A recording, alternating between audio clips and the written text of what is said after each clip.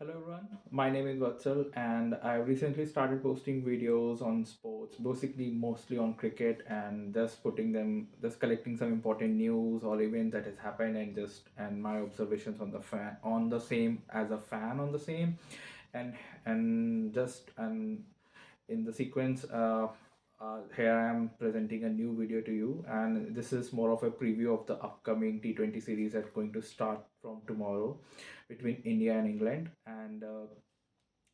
So the first match is at Kolkata. It will be played at the Eden's Garden, and so just to give the background of this series, so the last time when these two teams met, it was in the semi-final of the T20 World Cup. It was more of a one-sided match in the end, and India won by almost around 68 runs, if I'm not wrong, and then eventually went to the final, and we all know what happened. We won the World Cup. So that's the background. After that match, this is the first time these two teams are meeting. And in this video, we'll talk in brief. It will be short one. We'll talk a little bit about India and then see a little bit in detail about the England team and what their challenges are. So. Just before the match today, Akshar Patel did a press conference, and so he was very upbeat. He's a new appointed vice captain of this team, and there are challenges in front, but his vice captaincy role raised few eyebrows, but I think it was a fair decision in the end, and you can he is you cannot say he can't be the vice captain. So all is good at that front. So coming to his press, I listened to that, and there were I think the three key points, three or four key points that he highlighted was that he feels that the team is settled, which I agree, and. The second point he said that needs to start trying things before the next year's World Cup, and I think that's an important thing because we are 1 year away from the World Cup, and this is the right time to try different combinations, try new players if they want to, and who is suited for which situation, not as position and but as a situation of the match, who is suited at what point of time, and so from that perspective, I think he is spot on there, and he said that he has high hopes from Shami. Not on, but I think not only him. I think he will be the most important person that everyone's eye will be on tomorrow, Mohammad Shami, that how he performs, because after his magical performance in the World Cup, he's making a comeback in the international team, international, and what better? It's his home ground.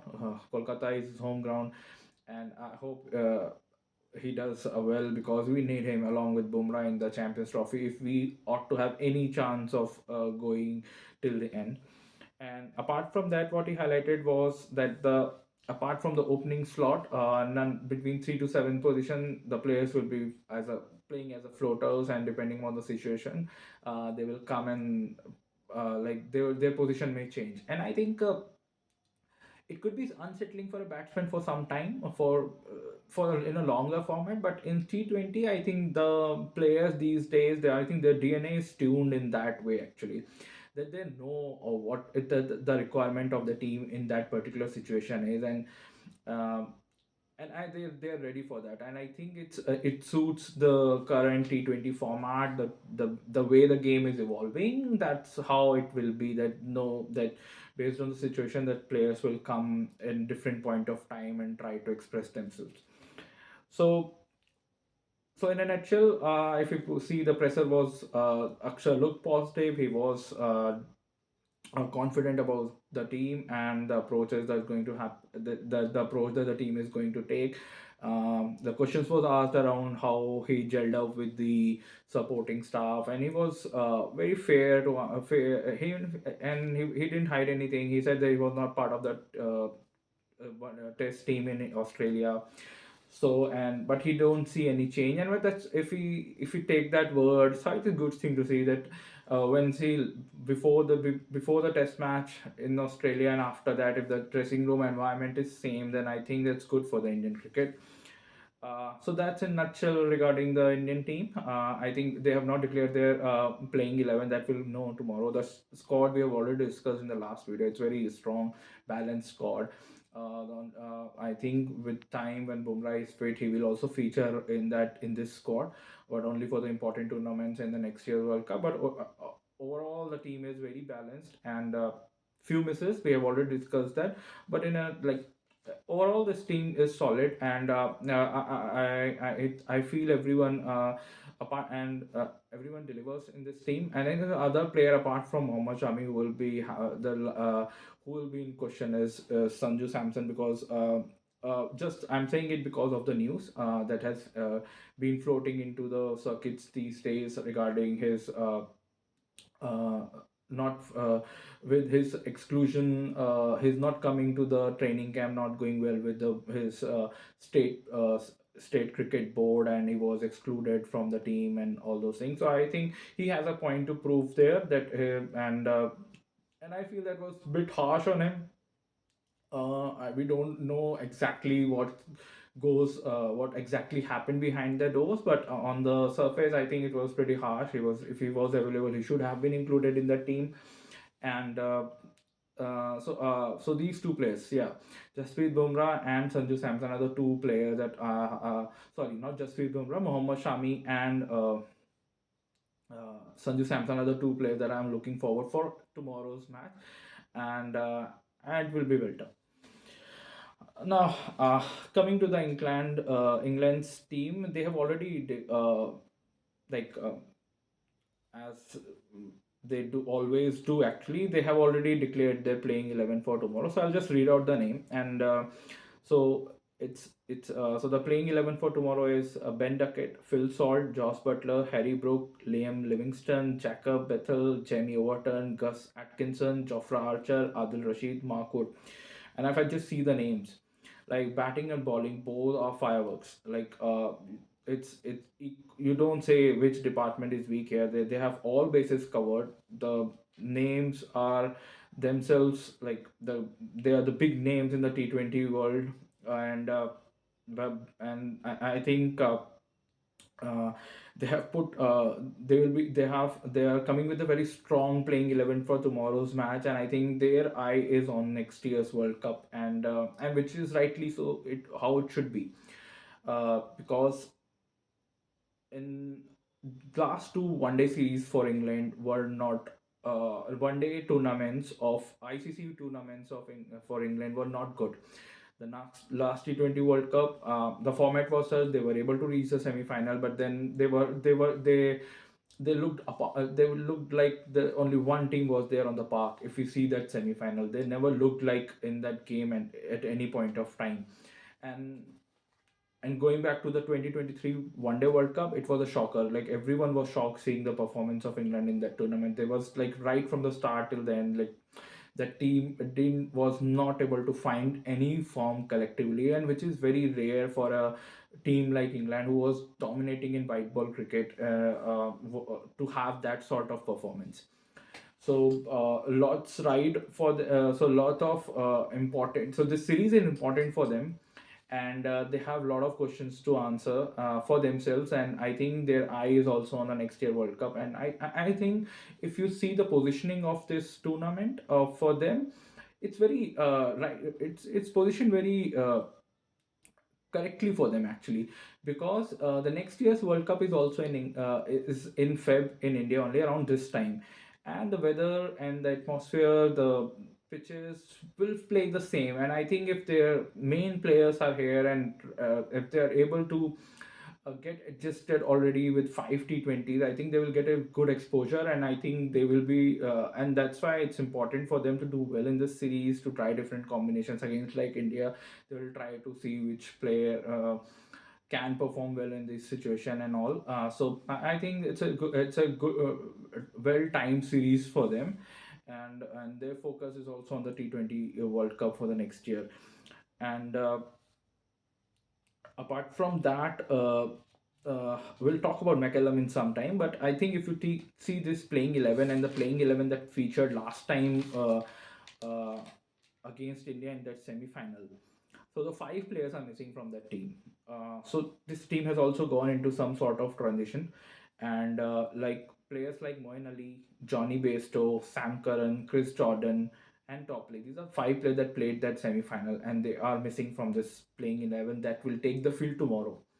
So I think England has made changes, and I think more of it. maybe because of what new coach that's the Brendan McCallum is now the new coach of England in the white ball cricket too. He's starting his era from tomorrow. The lot of thought process could be his for in the team selection, and he has his own way. Like he thinks differently. That's he has already shown to the world in the form of in the Test cricket, the way he changed the approach, how England played the Test cricket with baseball and everything. So he has already done that, and it will be interesting to see how the T20 goes for them. What changes what new he can bring to the T20 cricket. That will be interesting to see. I hope he does, because that's the one game where there's a lot of option, a lot of space to innovate, to try different things, think out of the box. Because one day in test matches runs in a pattern, and while the T20 gives you more flexibility to like try new things, variations, and try different try to like, because it's such a pressure game where you need to take decision instantly, and you cannot actually play that game with the same pattern. You always need to keep the other team guessing. So I think, and he's very smart in that front. uh, uh, so I think it will be interesting to see what Brendan McCallum brings to the table in the white ball cricket for England. Uh, so that will be the one thing that I'll be looking for. The team looks solid. I'm looking apart. If I either see the playing 11, the two players that I am looking forward to is Chofra Archer and Harry Brook, and that's no brainer. That why I'm saying so. The two players that from India, I have already said that it will be Mohammad Shami and Sanju Samson, and from here it will be Jofra Archer and Harry Brook. These two players I am looking forward to for tomorrow's match from either side, and with McCallum also. And I think to some extent McCallum will be under pressure in tomorrow in the white ball, because expectation is a lot. One day, as I said, the England's one day cricket has not done well, and in the last two ICC tournaments, and baseball though looked good at certain point of time and caught everyone's eye initially, but on the paper, but as a from the result point of view, if I see, there's not much to see on the test championship front. For the third time they were not able to make, they are not making it to the final. And that's a very uh, like a sad state for a team, because the top three, you want them to do well. And apart from India and Australia, out of England, unlike India and Australia, England has not done well in these World Test Championship. Either we can say with the way they've structured, they play more Test matches, and that's why their percentage goes down. We'll try to see if we can do some research on that and see what's gone wrong for them in terms of scheduling of the Test matches maybe. But that's for the other day. But right now, I think the lot rides on Brendan McCallum for the England's team future in the white ball cricket. And so so that's so that's what we have for today. Like we discussed both the teams important players that we have to look out for tomorrow, and then uh, I think that's it. That's all my views for this for this preview is. And if you happen to listen to this video, have your thoughts on any of my comments, just try to add it. I'll be happy to respond. I know it's early stage, early days for me too. I'm just trying to explore this space, and I'm just trying to figure out things from my end.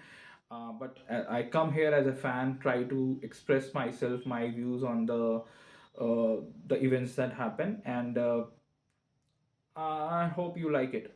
Just if you see it, it's really great. Even if you watch it for few minutes or something, try to see it. If you're able to appreciate it, it will be great. And even if not, if you try to it, I'll be very happy if you do so. Try to see these videos, and yeah. And so let's see how this series goes for both the team. And I'm very sure that it will be a fascinating one to watch, and fascinating one to watch. And yeah, and see and keep so just wait for more videos. Hopefully I'm able to make more, and come up with some interesting videos in future. And stay tuned. Bye.